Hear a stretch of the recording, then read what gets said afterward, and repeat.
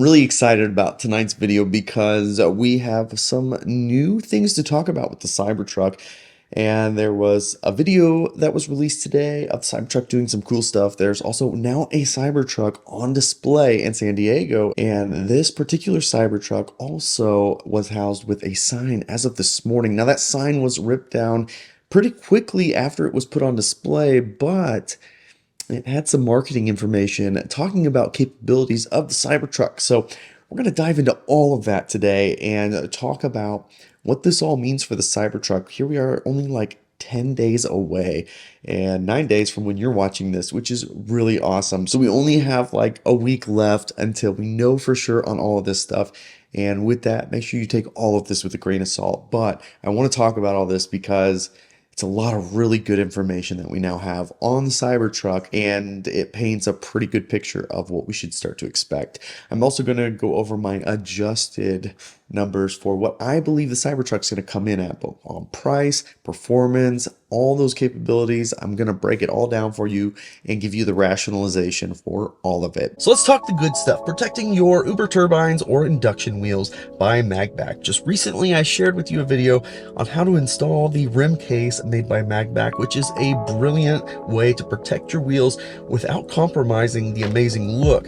So if you have these nice upgraded wheels, it's nice to protect them, but there's a lot of options out there that just make them look weird. These blend in seamlessly and make them look invisible, which is the whole point. And if you damage them, it's easy to fix. You just replace one little panel at a time and you're good to go. This allows you to add protection to your induction wheels, to your Uber turbine wheels, without changing the look of your car. Now, for those of you who want to stand out from the crowd, Magback now is offering 2 new colors. So you can get the standard satin black like what's on the car, but you can also now get white or red. This will continue to add that layer of protection, but allow you to have an interesting, distinct look on your Tesla. So make sure to check out the rim case by Magback by using code BTG15 to save 15% on your order.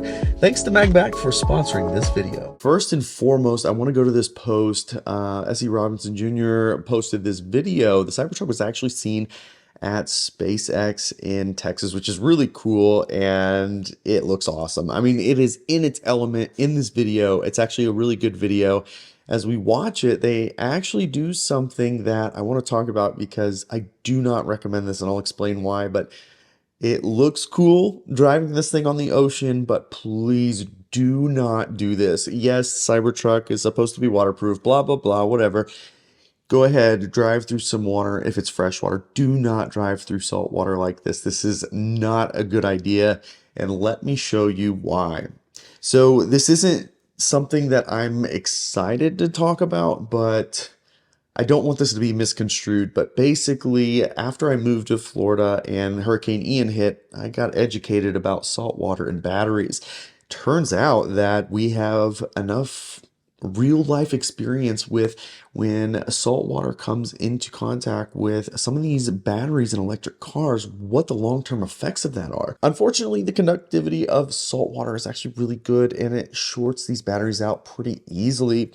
In the case of Ian, I believe there were like 22 or 24 electric vehicles that caught on fire, but even the weeks following, 12 additional EVs caught on fire while they were just sitting there. So I mean, I don't want to paint a picture that electric cars are going to catch fire, because literally they are the least likely of all types of vehicles to catch fire.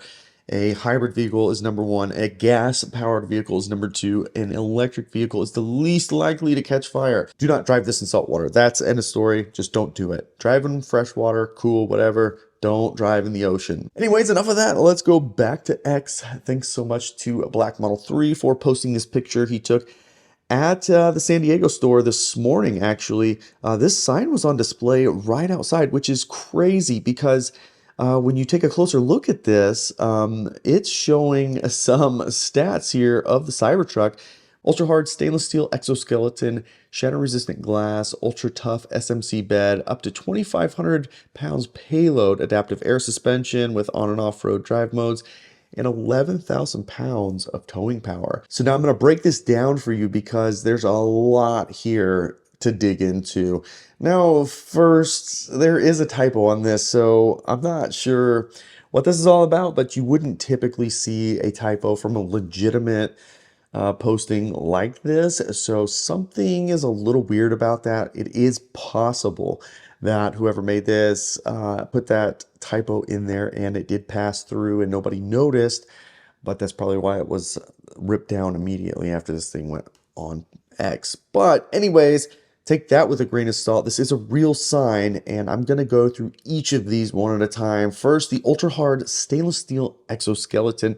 And of course, back in 2021, there was a patent filed for this quote unquote exoskeleton by Tesla.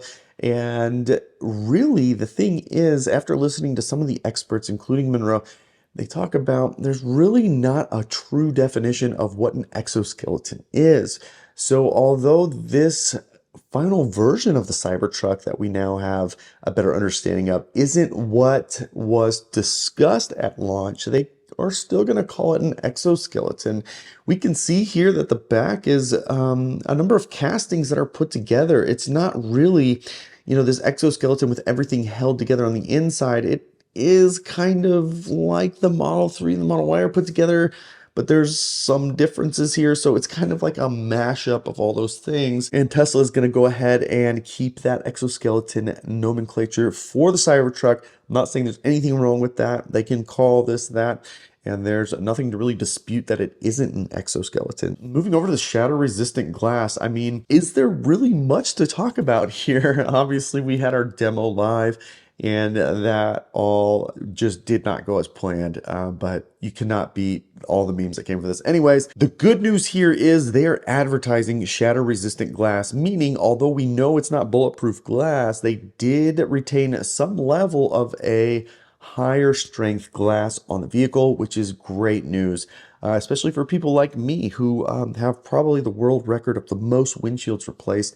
It's good to know that we're going to have a heavier duty window surrounding the Cybertruck. Next, I do want to skip over down here to the adaptive air suspension with on-road and off-road drive modes.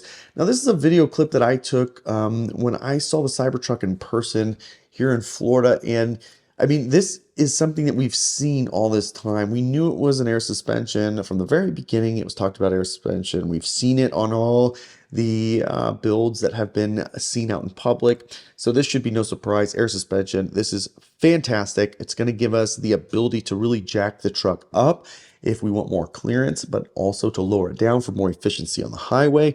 And then also for comfort tuning, it just gives you so much flexibility and a very plush, comfortable ride. Very much so looking forward to feeling Cybertruck's air suspension in action. So there's two things in this next part: ultra tough SMC bed and a 2,500 pound payload. So first, let's talk about payload because that's quick and easy. The payload at announcement was 3,500 across the board. Now, recently we saw that the Cybertruck had a gross vehicle weighting somewhere between 9,000 and 10,000 pounds. And we heard Elon Musk talk on Joe Rogan's show that it was going to be close to 7,000 pounds for the Mac Daddy one. So we knew it was probably going to be closer to 3,000 pounds. And it turns out it's actually going to be 2,500 pounds. So 1,000 pounds less. And now for a half ton, that's insane. That's still a really good rating. However, a lot of these specs that we saw on announcement day were pointing towards more of a 3/4 ton capability. And myself, as an actual truck person, I was getting pretty excited about that. Having a 3,500 pound bed capacity is huge, especially if you're going to be towing stuff and hauling things. 3,500 pounds was awesome. 2,500 is still really good. And most people will not notice a difference at all. But that said, it is 1,000 pounds less, about 40% less payload capacity than what was announced. Now, SMC, what is this? SMC is something that was really revolutionized not that long ago in automotive, and it's really been used to replace a lot of metal components on cars, whether it's fenders and bumpers and door trim. I mean, the uses are endless. It is super cheap to make. It's very easy to tool these things up, and the manufacturing process is fast and cheap as well. So it's no surprise to find SMC in the Cybertruck. However, seeing that it's in the bed, that is something I haven't seen before. And it's interesting because when I saw the Cybertruck in person, you can really see here And along the side, it's a little dirty, harder to see, but on the bottom, you can see this is SMC is what you're looking at right here. And I thought that this was because it was, a release candidate or a prototype or whatever. Usually when you prototype things, SMC, it comes in handy because it's cheap to make. You can do one-off prototypes relatively inexpensively, and you can be accurate with what you're trying to make. So it's a good material to use for those types of applications. So I just assumed what we were looking at was not what the final bed was going to be made out of, but it turns out this is really what the bed's going to be made out of. It's not a bad thing. This is really good stuff. It's impact resistant. It resists scratches, and it's a really tough material that's going to hold up well over time. But that said, this will be different than what most people are used to. You're used to having a steel bed or aluminum bed and having a bed liner sprayed in, but now you don't have to spray in a bed liner because this material acts exactly what you would want for the performance in the bed of a truck. And then finally, the last piece here on this display, 11,000 pounds of towing power. So this is a good thing and a bad thing. I mean, we were talking about 10,000 pounds for dual motor, 14,000 pounds for tri-motor. So this is kind of closer to the dual motor and a little bit more than that. It's a ton of weight. It can tow a lot of weight. For half tons today, 12,000 pounds seems to be the benchmark. Now understand that is for a stripped down version, like a two-door, low trim, not a lot of options. But a lot of trucks today, I mean, 12,000 pounds is not unheard of as a tow rating for a half ton. And it's once you get into a 3/4 ton that you start seeing something like 15 to 18,000 pounds, which is again, 14,000 pounds on the tri-motor was getting exciting. That's a lot of weight. So 11,000 pounds is what we're looking at here for the tow rating. And what I want to talk about now is what I think we're going to be looking at for pricing. And again, I'm rationalizing this for you so you can understand where I'm coming from. In November of 2019, the Model X was $84,990. The performance was $104,990. This is compared to the announced prices of the dual motor and performance at $49,900 and $69,900. So $35,000 less. Now, since then, the Model X has had a refresh. It also is at a lower price than it was back then. It's $5,000 to $10,000 less today than it was 4 years ago. And that's kind of the reality of what you need to be thinking about. It does not have to be more than the Plaid Model X. And it wasn't even in the ballpark of the Performance Model X at time of announcement. I don't think that has changed. Now, yes, I do think prices have gone up since then. I'm calling for $55,000 to $60,000 for the dual motor and $65,000 to $70,000 for the tri-motor. I do not believe we're going to have two battery packs. I think at launch, we're going to have one battery pack. The only difference between the two will be the motors that are put on it, which is going to reduce the range on the tri-motor performance compared to the dual motor. Now, I do think that we are looking at something like 370, 380 miles of EPA range and 360, 370 miles of EPA rated range for the performance. 0 to 60 in 4.5 and 2.9 seconds. I do think they're going to hit those numbers. I don't think there's any doubt from a performance perspective. Tesla's always had high performance and exceeded those in many cases. I assumed towing capacity was going to come in at 10,000 pounds and 3,500 pounds payload, or 12,000 pounds and 3,500 pounds payload for the performance. So these numbers are actually not far off from what this advertisement is. I do want to point out though, we don't know which version of the Cybertruck this is intended for. Is this the dual motor? Is this the performance tri-motor? Or is there one version at launch and that's the only version you're going to be able to get? At this point, we really don't know. I think there's going to be two versions. I don't know which one this is referring to. And quite honestly, it could be the exact same numbers for both, even though that may not make sense at first. It very well could be the case with the Cybertruck. So after that, now we can look at this and kind of look at our updated numbers here. 11,000 pounds towing, 2,500 pounds in payload capacity. Now I put this graph together and I don't want to jump the gun here. I don't want this to be some sort of a set and final comparison between the F-150 Lightning and the Cybertruck. However, it's hard not to discuss just as a baseline because we've had the F-150 Lightning in our hands as consumers for a while now. So it's a good kind of benchmark to compare this to. How is it going to stack up against the F-150 Lightning? The only other full-size electric pickup truck on the market. Again, if starting price comes in at 55,990, which I think it will on the dual motor, that would be compared to 69,995. Now, understand, F-150 Lightning does start at 49,995, but that is for the standard range. The cheapest quote unquote long range F-150 Lightning is 69,995, period. It is a $70,000 truck to get 320 miles of range, which would be 30 to 55 miles less than what I'm expecting the range to come in at. I could be completely wrong. We could come in lower. We could come in much higher. 0 to 60, I think 2.9 is definitely going to be achievable for the Cybertruck compared to less than 4 seconds for F-150 Lightning or a second off. And they're both going to qualify for the full tax credit, which is great news. So that's a standard there. It is going to have a slightly bigger bed. Now, we haven't really had a chance to measure the bed with the angles back there to see if it's a true 6-foot floor or how this angled bulkhead between the cab and the bed is set up, what that does for the 6-foot. Towing capacity 11,000 versus 10,000. Payload 2,500 versus 2,235. Trust me, if this was a Ram over here and this was a Ford, you would say without question these are intentional numbers. Just because it's Tesla doesn't mean it's not intentional, but it's just easier with legacy how they fight with trucks. This is very intentional. Just above in almost every category, the Cybertruck, that is absolutely how this game is played in the automotive world. So I would not at all be surprised if these end up being the final numbers that we see here in just 10 days.